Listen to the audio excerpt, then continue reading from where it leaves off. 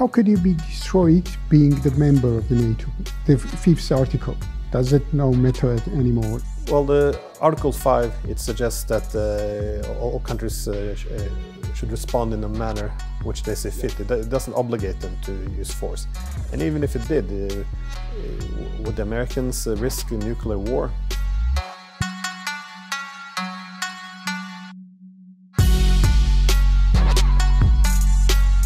Professor Diesen, thank you so much for being with us, for your time, and for your visiting this country. Welcome to Georgia, welcome to Tbilisi, in this very particular and special event, this Forum of the Global Affairs, and for your inputs on this forum. So let me ask you about, first of all, the conflict we are observing right now in Europe, which is quite dramatic one. And recently, I'd like to ask you about what is your feelings, how much we are really next to resolution of the conflict now, since we have the negotiations, since we have this kind of the Trump's involvement, his more kind of realistic approaches regarding this conflict, let's say so. But on the other hand, we have the increase of tensions between the parties of the conflict. For the very important was this kind of the attack on the Russian strategic aircrafts. What do you think? Are we next to the new phase of the conflict, even the nuclear phase of the conflict, or we are closer to the resolution of the conflict? Well, I tend to be pessimistic because the problem is we're having negotiations between Russia and Ukraine, but I don't think that this is primarily a conflict between Russia and Ukraine. I think this is a conflict between NATO and Russia, which is playing out in Ukraine. So the Ukrainians, as all sides are recognizing, are being used now as proxies.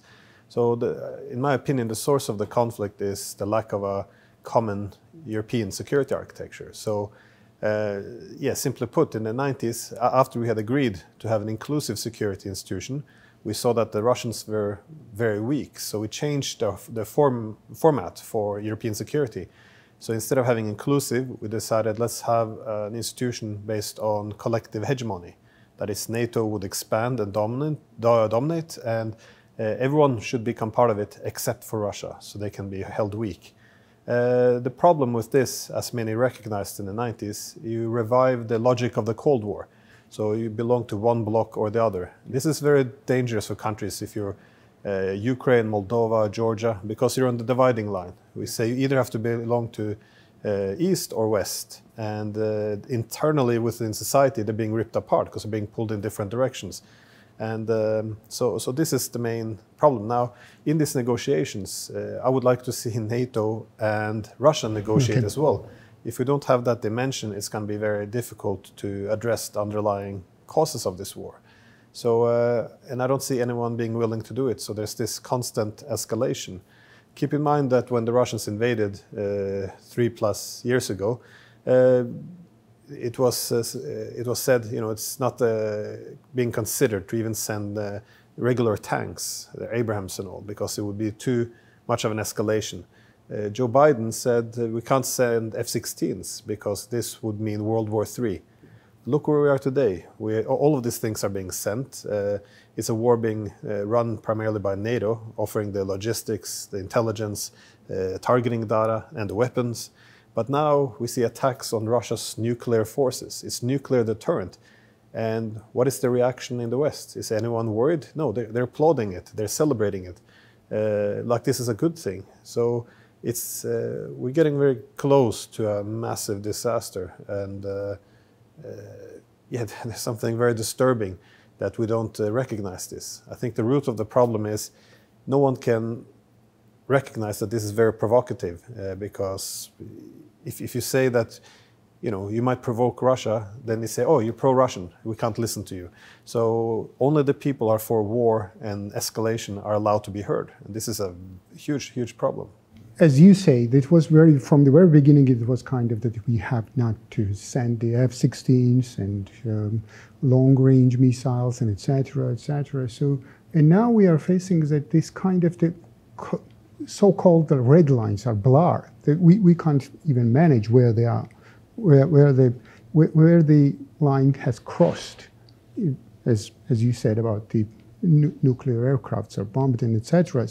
So what does that means for the global security when we have now the strong lines not to cross from the both of the sides? Well, I think the problem is we cancelled all the former rules of proxy war, and the unofficial rules, they're all gone, and we haven't really established them. And the problem is then for both sides is that they have to use a lot of military force in order to create some new rules for proxy war. So keep in mind that in 2014, when the Ukrainian government was toppled with support of NATO countries, on the first day after the coup, this is when the Americans, as been recognized, began to, let's say, hijack Ukrainian intelligence services.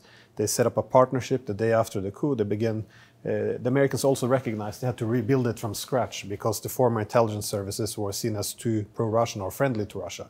So they began to build up Ukraine as a proxy. They built up the intelligence services, they built up the military as an ally against Russia. And the problem here is now that there's this war being fought, when does it stop being a war between Russia and Ukraine, and when is it a war between NATO and Russia? Because what we learned from all reports now is that the war has largely been run by America out of Germany.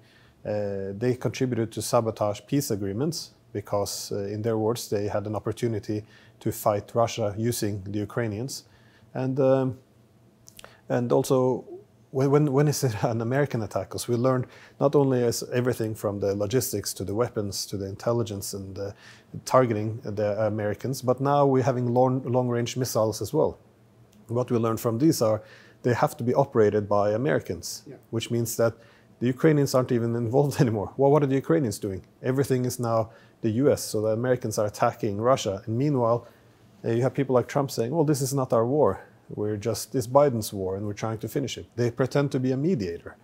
And we kind of get caught up in this delusion. So we fail to see how close we are to a direct confrontation, an actual nuclear war. I mean, imagine if you were advising President Putin now in Russia. What would you say? The NATO countries using Ukraine, because there was no way they could attack this nuclear force of Russia without the support of NATO. How are we going to react? If they do nothing, let their nuclear forces be attacked without responding, this is very dangerous. Now we have whole new rules. Now we can attack Russia without any response. If they do respond, we risk World War III. So what do? It's a very dangerous dilemma.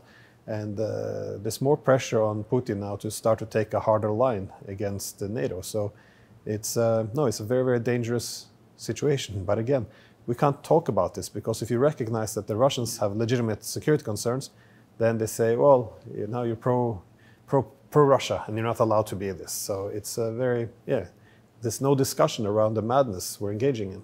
Somehow Trump helped us with this regard because he also started talking about the legitimate concerns of the Russia. But I'm sure you saw this Trump's last post about his conversation with Putin. And there he said that Putin will respond. What is expected? I mean, what probably that means that they discussed the leverage of the response from the Russian side on this telephone call. I don't know, but anyway, he said that we discussed this bombing, and then he said that Putin will respond.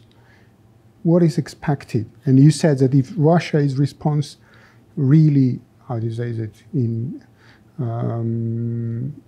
adequately, since this is the NATO action, if it really responds to the NATO, this is the third world war. So where we are in this regard? Well, if you were Putin, you would want to find a way of responding in a way that deters NATO from doing something like this again. Yeah.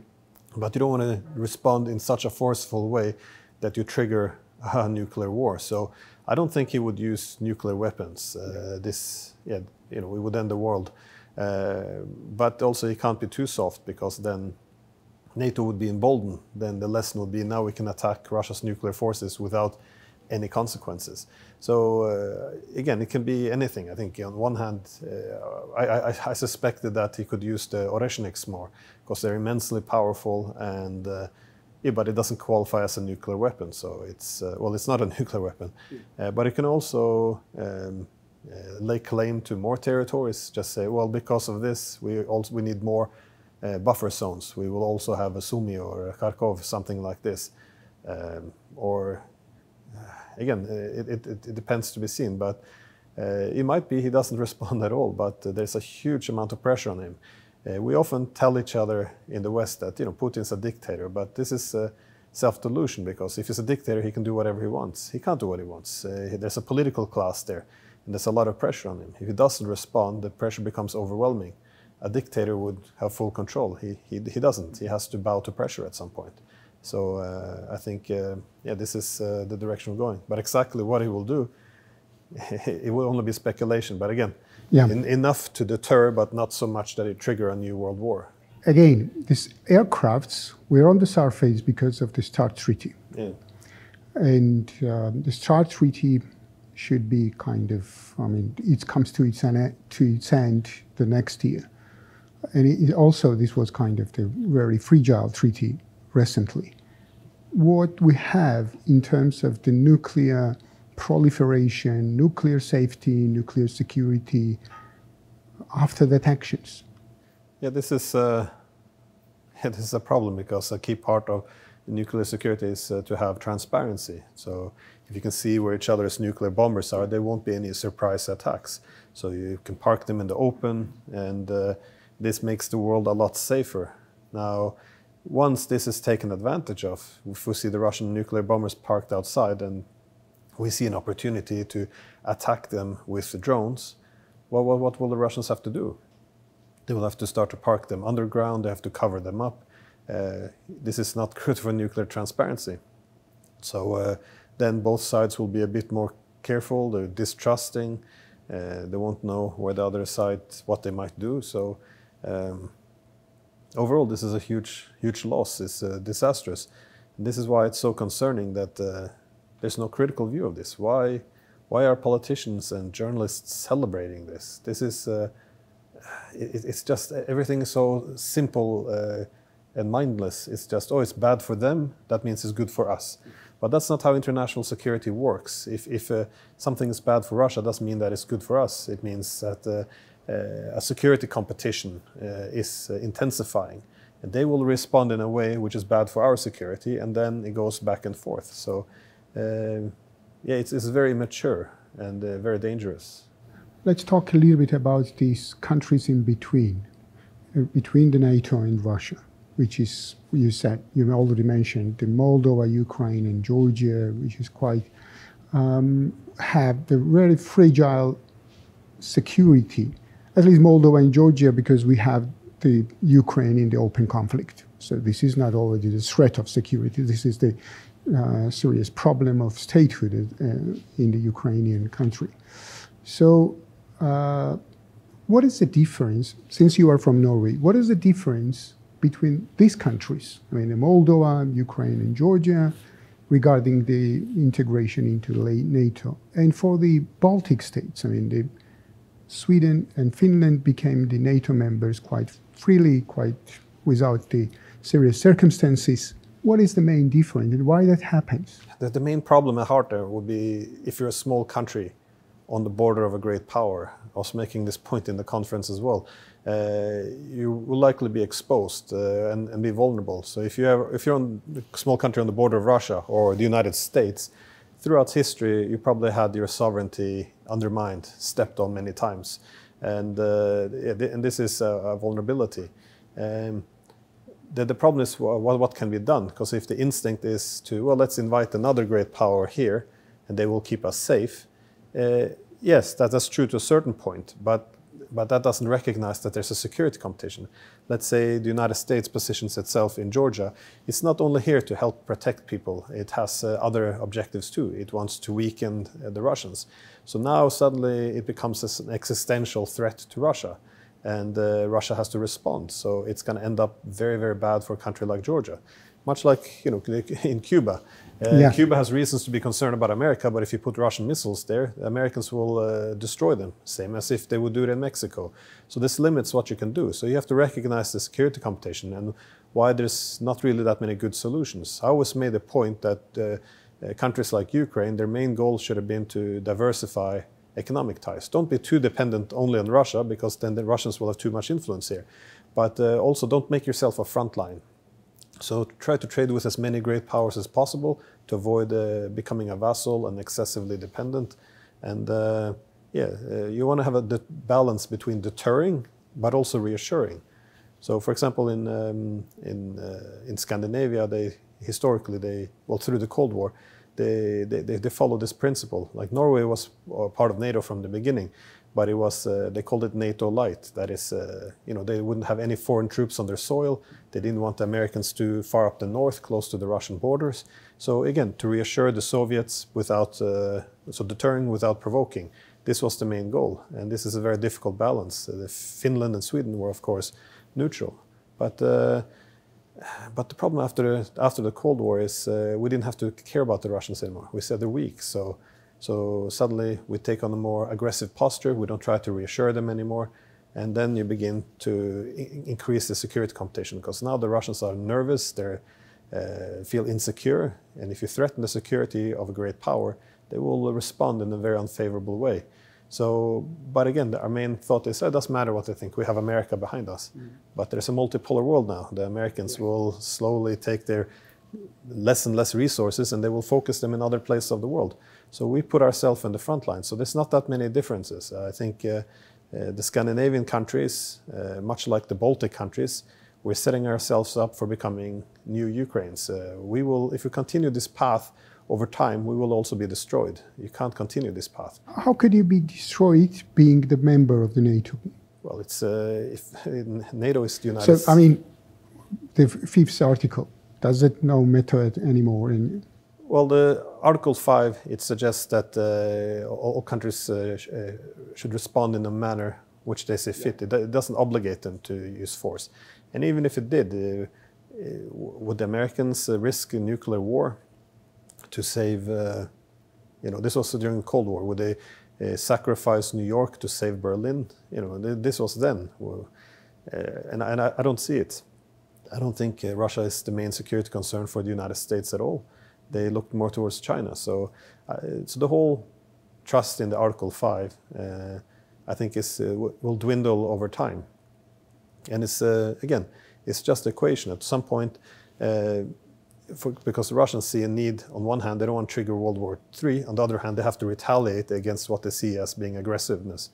So, but now that the aggressiveness is increasing on its borders, meanwhile, the American protection is looking like it's being reduced, the way they respond to their aggressive neighbors will also then change.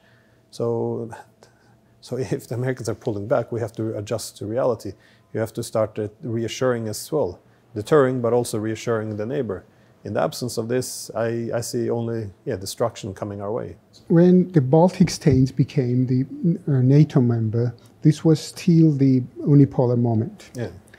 And NATO was still on the upcline.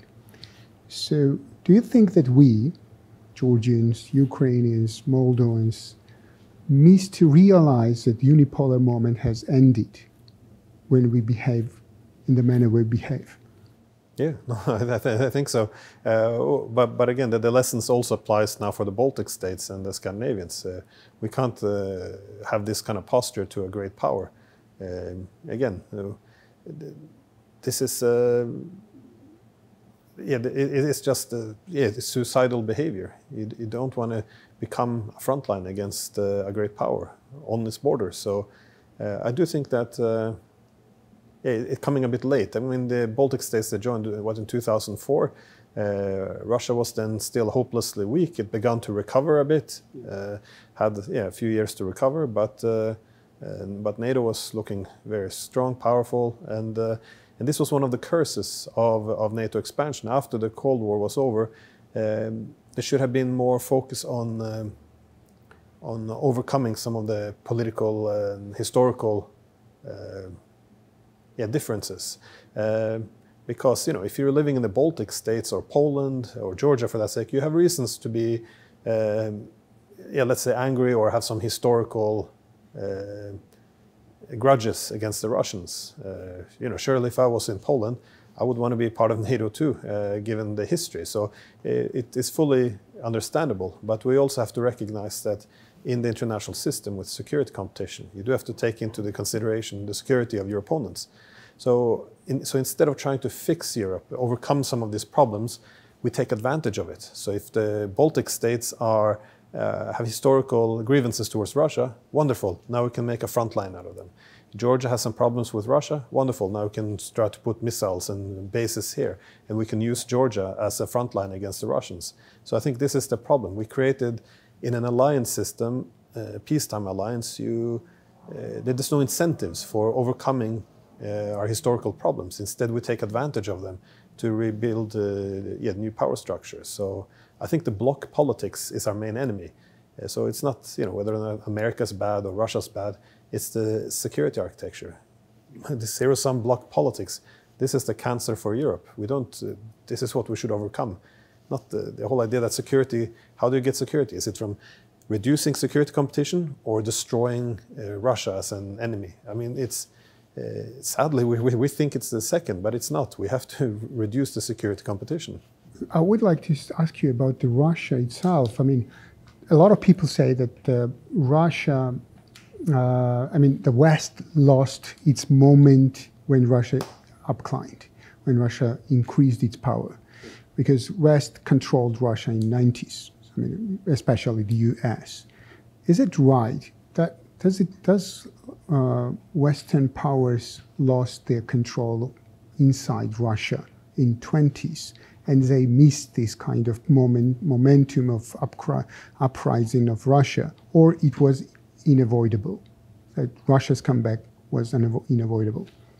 Well, what do you think about nothing is unavoidable. If you saw what happened in the 90s, Russia began to have this disaster privatization, yes, which ended up as gangster capitalism. Yeah. All the money ended up in the hands of a few oligarchs. Those oligarchs moved to London or the United States, and the Russians began to see this as a security concern because the oligarchs controlled, the business, media. They took more and more influence over politics, and these oligarchs were tied very close to the West. So they looked like they could begin to be run like a colony. This was one of the things that made Putin famous or popular. He went after the oligarchs, and he said, anyone who interferes in politics will be held accountable for their crimes in the 90s. And all the oligarchs had crimes. And an unfortunate consequence was that all the oligarchs who support Putin, they kept in place, while the ones who went against him, they were removed. So I think most Russians would have preferred if they took all the oligarchs away, and instead of only the ones who opposed him. But but I think this is where the West kind of lost some control, because they nationalized a lot of the resources, natural resources, which were supposed to be the source of influence in Russia, effectively Putin had a different approach to the West. He still wanted to integrate into a common Europe, but Yeltsin said, we will do unilateral concessions, so we will integrate into the West on the West's conditions. But then in the West we said, no, we don't want Russia in Europe or in NATO. We want to create a Europe without the Russians. And that becomes a Europe against Russia. Now Putin took a different approach. He said the days of unilateral concessions are over. We will have to build our strength. We have our control of our own resources. And based on this, we'll negotiate with integration into Europe as equals, but not as subordinate. And this also didn't work. Can it really be the European architecture, security architecture, without taking into account Russia and Russia's admirations? No, I think not, because like I said, Europe without Russia becomes Europe against Russia. So the problem for Europe now, as a point of the world becomes more multipolar, is Europe is not one of those poles of power. Yeah. It's becoming weaker. And why? Because we redivided the continent, the dividing lines. The dividing lines have become militarized. We're actually fighting proxy wars. And in a divided Europe, the Europeans will be very dependent on the United States. Russia will be too dependent on China, and we can begin to be used as pawns. And And what makes this even worse is it's not even the Cold War anymore. The world is not Western-centric. So at the time when the Europeans become more dependent on America, the Americans, they don't want to be here anymore. They tell us very openly, we have less resources now. We have to adjust to the other great powers because unipolarity is over. And also Europe is not a priority. Europe was also always first priority. Now it's a distant third. First priority is Asia, that's where China is. Second is the Middle East. Europe is a distant third. It's not a priority anymore. So we make ourselves too dependent on America, who doesn't have that much interest in us anymore. This is a very stupid thing to do. We're not going to be competitive in the new world. What is the reason for the switch of the priorities so that Europe becomes the third? The rise of multipolarity. That is, other great powers have emerged. And from the American perspective, you want to contain the main rival. And Russia is not the main rival. They're not threatening the United States. They're not that powerful. It's China is the main economy. They're the one who's going to dethrone the United States. So the worst thing you can do then is to spread yourself too thin. In the unipolar moment, you can be everywhere at all times. In the multipolar, you have to prioritize. You have less resources, and you have to look at the main adversary, which is China. Now, the problem is if you go after China and Russia at the same time, you push these two giants together. You don't want to do this. This is the worst thing you can do. Make it even worse, they're also going after Iran, which means that this huge country is also now aligning itself. So you have these three Eurasian giants, all more distrustful of the United States. And of course, even friends of America, be it countries like India, they're also seeing now the United States, because they're more desperate in a multipolar system, they have to use economic instruments for sanctions, trying to sabotage China, Russia. So they don't trust the American-led economic system either. So if you're India, maybe you love America, but you can't trust that it's reliable, that you have to ask the Americans for permission if you want to buy Chinese technology. You have to ask the Americans for permission if you want to buy Russian oil. They can't live in this world, so they also want to diversify away from the US. So I think these are the main things that are impacting the US. They have to set priorities.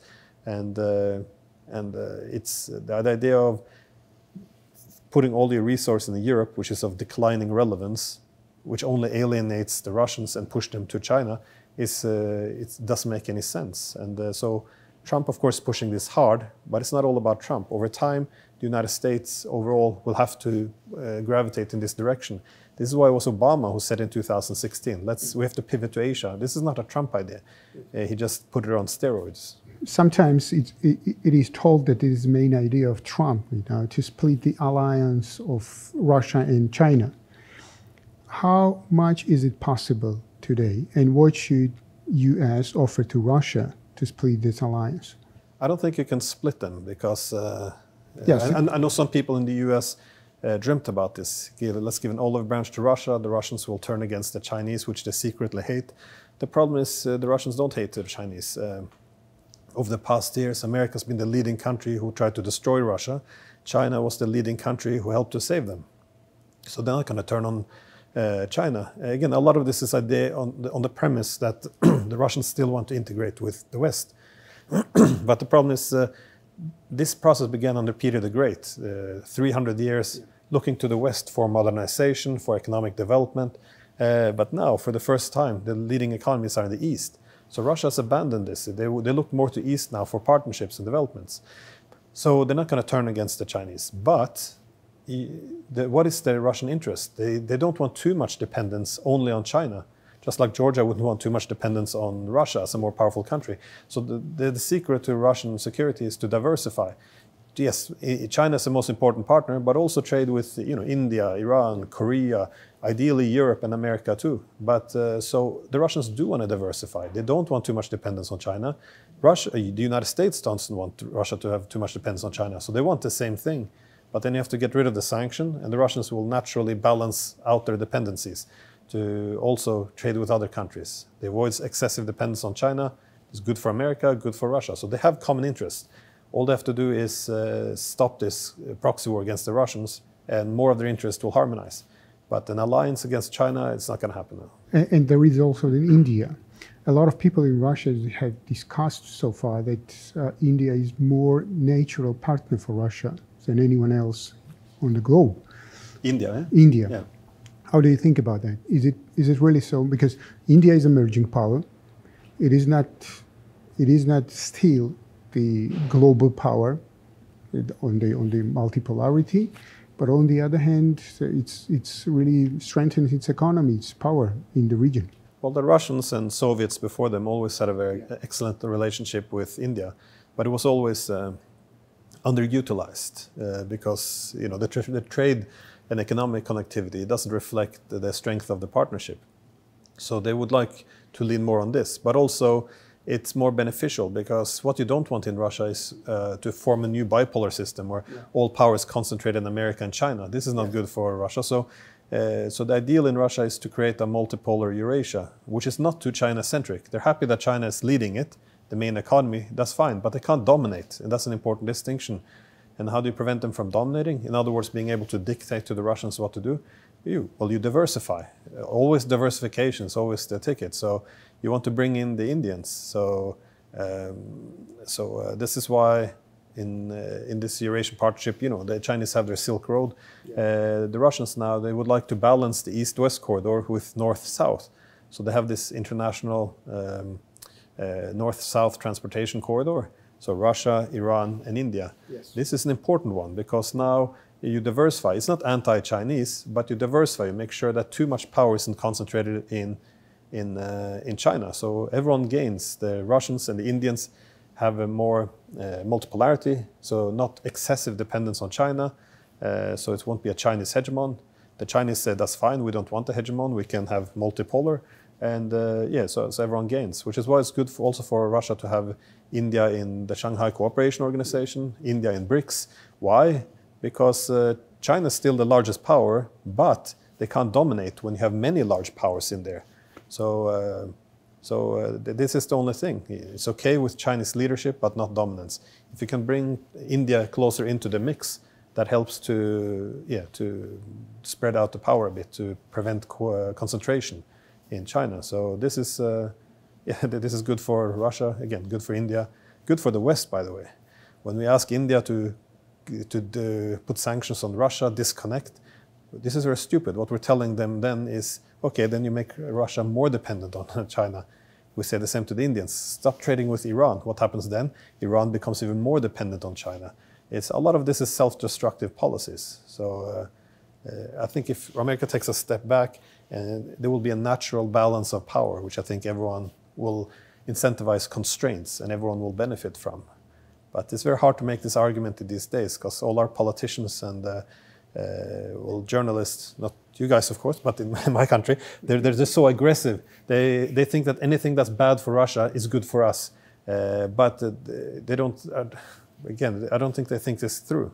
Also, a very important issue, I believe, that is that the kind of emerging the global South and its power on the global politics is contradicts to the Western dominance, Western hegemony.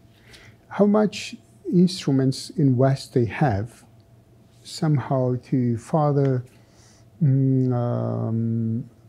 let's say so, help them, the India, China, Russia, to compete to each other instead of competing with the West.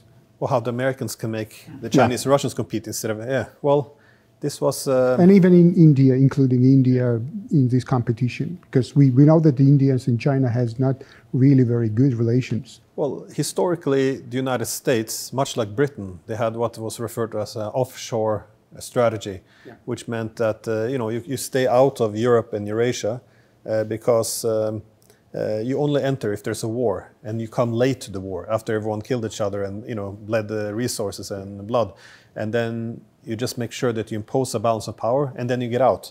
Why? Because if you start to establish yourself in Eurasia looking to have a lot of power, the other countries would then begin to balance you, and then you would have to use a lot of resources. So the idea is, let's establish a balance of power, and then you get out. This was the main idea. It didn't work after World War II because the Soviets had become so powerful. The US, initially the goal was to pull out within 10 years of Europe, but instead they stayed behind. Now, if you forward this to after the Cold War, when the argument was made for a global primacy or an international system based on US hegemony, the main argument against unipolarity was, first, of course, it's going to drain American resources. It's very expensive to have such an empire. They're going to run into debt and all these problems which we see now. But the second was, what happens if you try to establish a hegemon? Well, you're going to have a lot of other new centers of power emerging, and the hegemon can only exist if you prevent them from rising. So make sure Russia, China doesn't get too powerful. So once you're trying to hold them down, all these new centers of power will begin to cooperate to collectively balance the US. That's what BRICS is. It's countries which have very little in common, be it Russia, China, Iran, India, Brazil. All of them coming together recognize they can't be too dependent on America. So now there's a collective balancing of the US. So the problem for the United States now is draining all its resources, is pushing the rest of the world to balance it. And the solution is to have a more moderate position in the international system. If it pulls back a bit, say we're one among many great powers, they can begin to lick their wounds. They can recover some of their economic strength, reduce their debt. But also if they pull back, there won't be that common cause between the Chinese, Russians, Iranians to balance the US. And they will begin then to check each other instead. So the US can pull back, recover its strength, and be an important part of the international system. Because even if you're super for continued American hegemony, you have to admit this is not sustainable. Every year they take on trillions more in debt. They have more economic problems at home, social problems, political polarization. Everything is falling apart. The rest of the world is balancing them. Their allies becoming less enthusiastic about them. So you can't continue on this path. So there has to be changes. And I think the changes is accept the distribution of power. It's a multipolar system. You have to act accordingly. And that means to accept your role as one of many great powers and let the others balance each other. I think that's a much better approach for the Americans. Some small countries will remain in the same geography where they live for a long time. For instance, Scandinavians and Baltic states and the Eastern Europeans, this is kind of, we know this is the Europe, this is the European continent, and we know that which big powers are involved in this politics of the European of the Europe. But the countries like Georgia, the South Caucasus, Central Asia, is the place of competition between, how to say it, emerging global powers. Is it already clear what will happen in these regions? No, but often a common rule is if you live in the neighborhood, you have more incentives to maintain the peace. So, for example, if you look at Ukraine, it costs very little for the United States to make it into a proxy and fight the Russians, and then they say, oh, now we have an Afghanistan in Europe, a place where we can drain the Russian resources. Well, the problem is that if it goes bad, and it has gone bad, the American always had an option. They can always just pull back. Keep in mind that over 2 years ago, the former German general Harald Kuyat, he was the head of the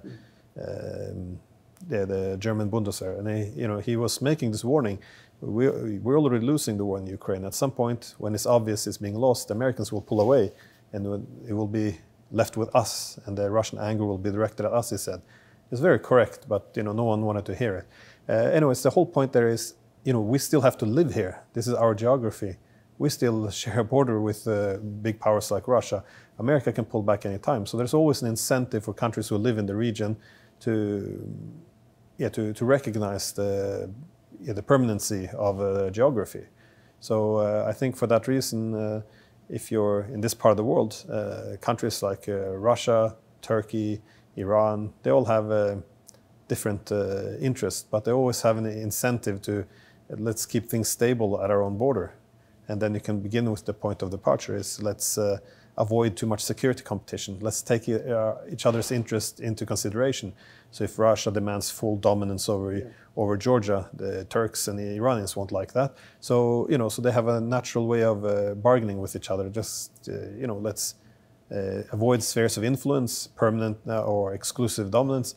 Let's instead let, for example, countries like Georgia act as a sovereign, independent country, but and not use it as a tool against each other. And I think this is the best path you can go. But again, if you're a country far away, you don't have that variable. the need to keep the neighborhood stable.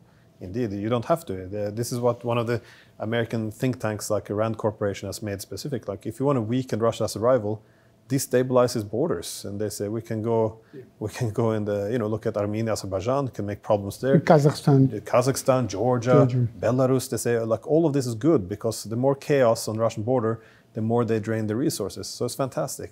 Well, it's not fantastic if you live here. So the security interests do not always overlap. For what? For what of the reasons? To destroy this country, I mean Russia, or to bring that back in the 90s when the oligarchs were controlling all this stuff and etc., which we have already discussed. What is the main reason of making these many problems on the Russian border? Well, it's just geopolitics. If Russia was a small country, they wouldn't do it. But definitely.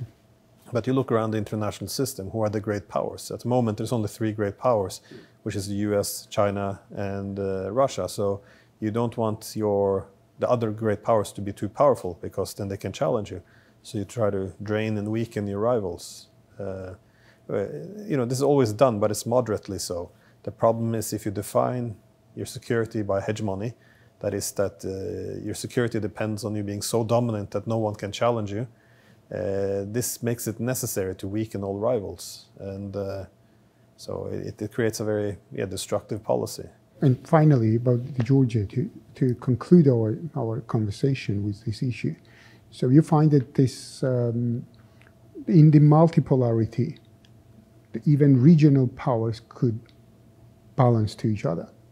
Russia, Turkey, Iran, sometimes maybe India, China, with its interest in the Caucasus and etc. Is this a solution for us? Yeah, and well, it's not great, but it's the best option that's there. So the solution again is for a country like Georgia to diversify. Again, I always make this point: if 90% of your economic trade is with Russia, you become too dependent, and it can be used. So you don't want too much dependence on a much more powerful country. But this is the opportunity now, another multipolar system. You can diversify. And this is what many countries are doing. If you look at Turkey, Saudi Arabia, all these countries, what they're saying is, under bipolar system like the Cold War or unipolar after the Cold War, there's only one game in town, and you kind of have to do what they tell you. Now the Turks and all are recognizing, wait a second, if we have enough trade with China, enough with US and other large powers, then nobody owns us. And this is so this is why you're seeing countries, also Saudi Arabia now, seeking to diversify as much as possible. Because under the alliance system, which you have in the hegemonic era, there's only 2 options. You're either with us or against us. And if you can create the dividing lines, you can just split the region into those who are dependent on you for security and those you contain. So, not to drag it on, but like, for example, in the Middle East, what do we say when the Chinese were pushing for, peace between Saudi Arabia and Iran?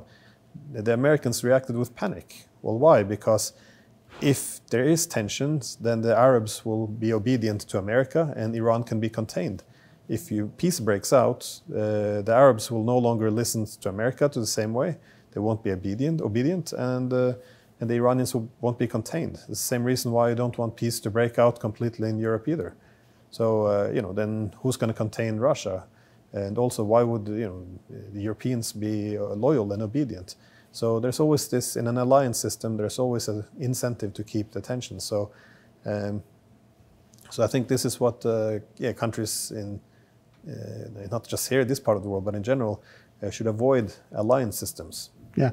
Should we fully exclude Europe from the Caucasus? I mean, no, from this game of the big powers? No, I think Europe, there's a lot of good countries where you can trade with to diversify ties. I mean the Europe as a collective big power in the multipolarity, which is the big player in the Caucasus region, for instance. Is it feasible? Well, again, the trick is to avoid any blocks. So it's not to be only pro-Europe or anti-Europe. It means to everything or ignore it. It has to be one among many countries to trade with. So I think You know, I'm a European. I would like to see closer ties between my country and Georgia. It would be fantastic, but not excessive. And this is a problem with the EU, because when you have all the collective economies of all these members and they form a partnership with, for example, Moldova or Georgia, it becomes very asymmetrical. Georgia will be much more dependent on the EU than the EU is on Georgia. And that asymmetrical interdependence translates into political influence. That means the EU can dictate the terms of trade, and they can ask political concessions and influence for maintaining this relationship. So it doesn't mean you don't want the relationship, just means you have to also have other partners. So don't become too dependent on a foreign power. So, no, I would be very happy to see better ties between Georgia and Europe. I just don't think Georgia should be a vassal.